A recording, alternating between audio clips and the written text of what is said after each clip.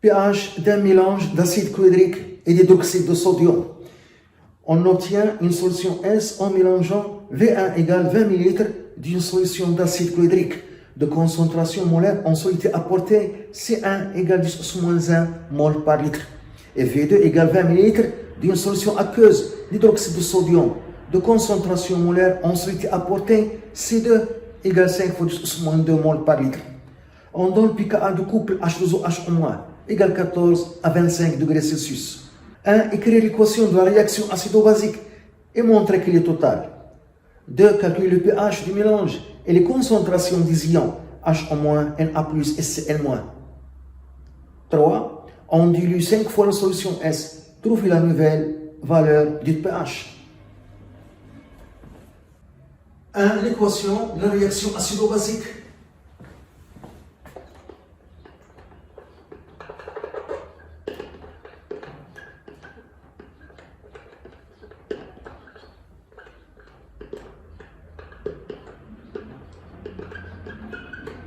On a la réaction entre la solution d'acide chlorhydrique qui contient les ions Cl- et les ions oxonium H3O+, et la solution d'hydroxyde de sodium qui a pour formule Na+, HO-.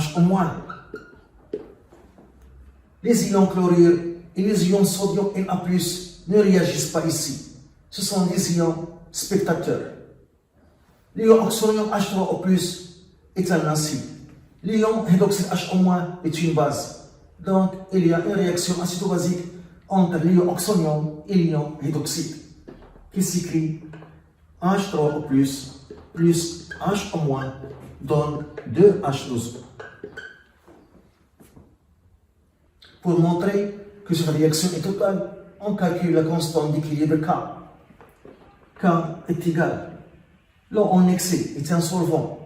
Sa concentration sera remplacée par 1. Donc 1 sur la concentration de l'ion oxonium H3O+ fois la concentration de l'ion hydroxyde HO-.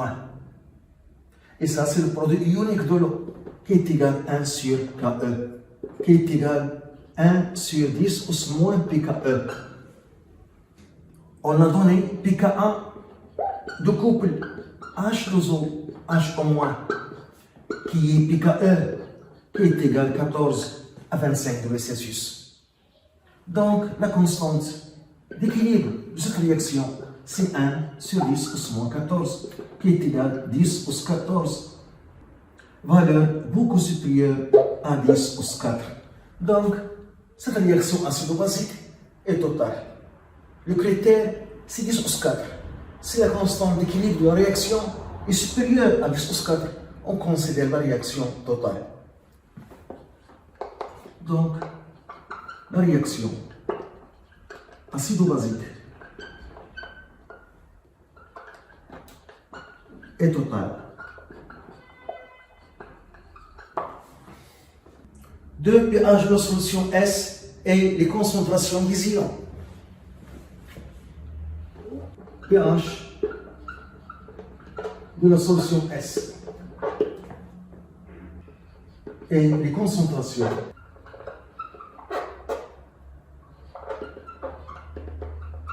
des ions HO- Na+, et Cl-. On construit le tableau d'avancement pour cette réaction entre l'ion oxonium H3+ et l'ion hydroxyde HO- qui donne 2H12.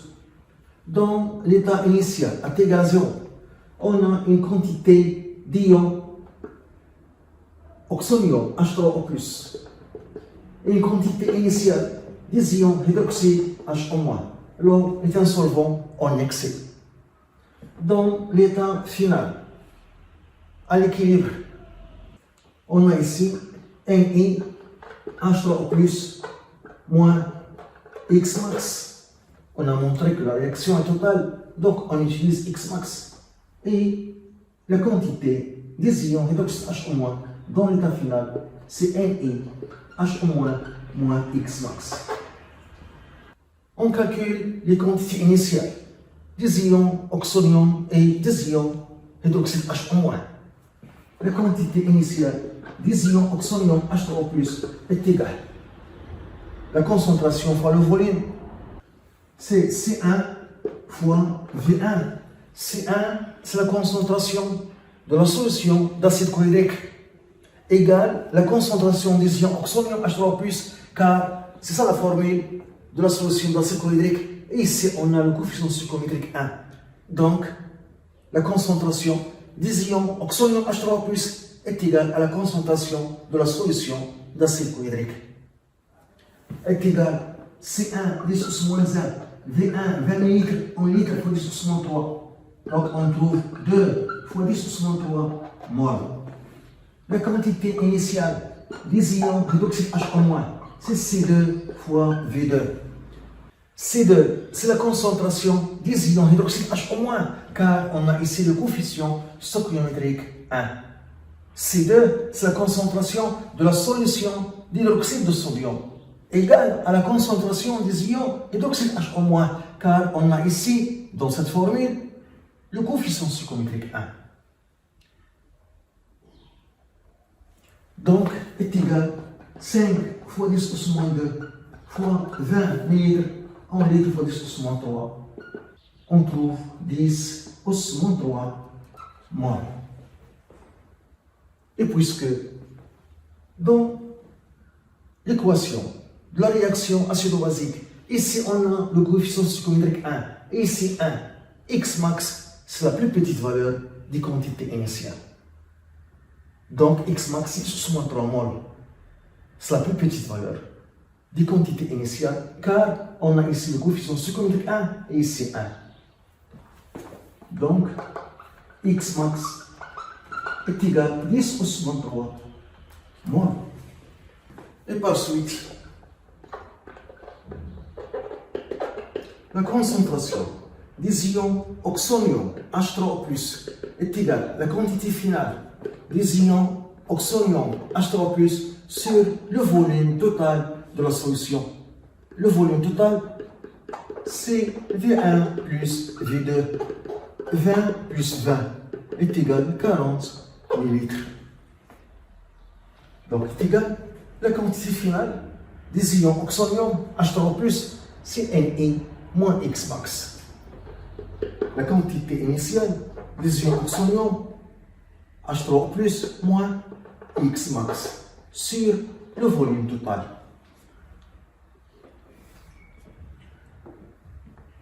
Application numérique. La quantité initiale des ions oxonium 2 fois 10 pouces moins 3 moins X max 10 pouces moins 3.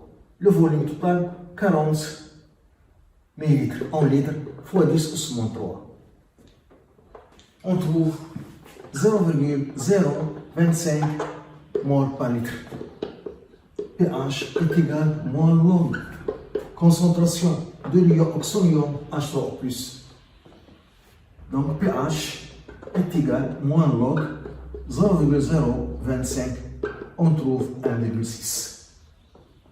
Pour trouver la concentration des ions hydroxyde H-, on utilise le produit ionique de l'eau. La concentration de l'ion oxonium H3O+, fois la concentration de l'ion hydroxyde H- est égale à E, qui est égal à 10 pouces moins 14 à 25 degrés Celsius. Donc la concentration des ions hydroxyde H- est égale à 10 pouces moins 14 sur la concentration des ions oxonium H3O+.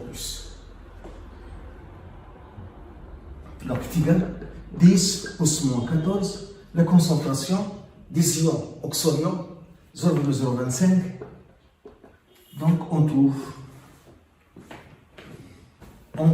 4 fois 10 pouces moins 13 mol par litre. La concentration des ions hydroxyde H- est négligeable, très faible, car les ions hydroxyde H- est le réactif limitant. Pour les ions sodium Na+, la concentration des ions Na+, dans l'état final, c'est la quantité finale des ions Na+, sur le volume total du mélange. qui est égal à V1 plus V2, 40 ml. La quantité finale des ions sodium Na+, égale à la quantité initiale, car ces ions sont spectateurs, ne réagissent pas. Donc, c'est la quantité initiale des ions Na+, sur le volume total, qui est égal à C2 fois V2 sur le volume total. La concentration des ions sodium Na+, c'est C2, la concentration de la solution d'hydroxyde de sodium, car la formule de la solution d'hydroxyde de sodium, c'est Na plus H-. Ici, on a le coefficient stoichiométrique 1. Donc, la concentration des ions sodium Na+, est égale à la concentration de la solution d'hydroxyde de sodium, C2. Donc, la concentration des ions Na+, est égale à C2, C5 fois 10⁻², V2, 20 ml sur 40 ml. Donc, on trouve la concentration des ions sodium Na+, est égale à 2,5 fois 10⁻² mol par litre. On remarque que la concentration des ions sodium Na+, a diminué de 5 fois 10⁻² mol par litre dans la solution d'hydroxyde de sodium à 2,5 fois 10⁻² mol par litre dans le mélange, car ces ions ont subi la dilution. Le volume a changé de 20 ml dans la solution d'hydroxyde de sodium à 40 ml dans le mélange. Et n'est pas à cause de la réaction, car ces ions ne réagissent pas. Ce sont des ions spectateurs. La même chose pour les ions chlorure Cl-. La concentration des ions chlorure Cl- est égale à la quantité finale des ions chlorure Cl- sur le volume total. Ces ions sont spectateurs, ne réagissent pas. Donc la quantité finale, c'est la quantité initiale. Donc c'est 1I Cl- sur le volume total. Et la quantité initiale, c'est C1 fois V1 sur le volume total.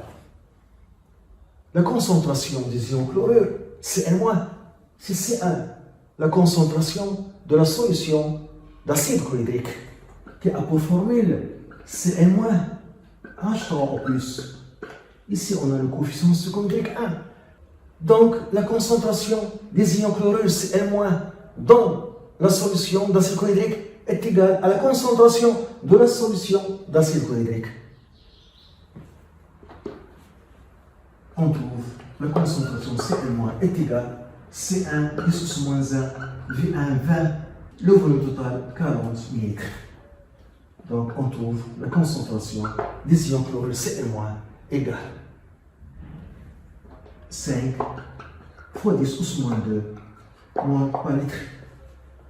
La même chose, la concentration des ions chlorure a diminué de 10⁻1 dans la solution d'acide chlorhydrique de volume 20 litres à 5 fois 10⁻² mol par litre dans le mélange, car ces ions ont subi la dilution. Le volume a changé de 20 à 40 ml. Et cette diminution n'est pas à cause de la réaction, car les ions chlorure sont spectateurs, ne réagissent pas. Il y a uniquement la dilution pour ces ions chlorure et Na+. 3. La nouvelle valeur de pH.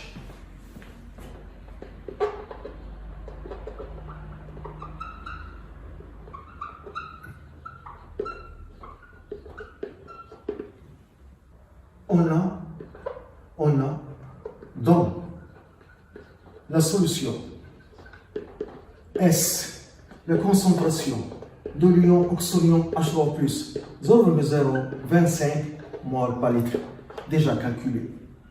Après dilution, 5 fois la concentration de l'ion oxonium devient 0,025 sur 5, qui est égal à 0,005 mol par litre. Donc la solution diluée a une concentration plus petite que la solution S, plus concentrée. pH devient moins log concentration de l'ion, oxodium H3+, moins log de 0,005. pH égale, on trouve 2,3.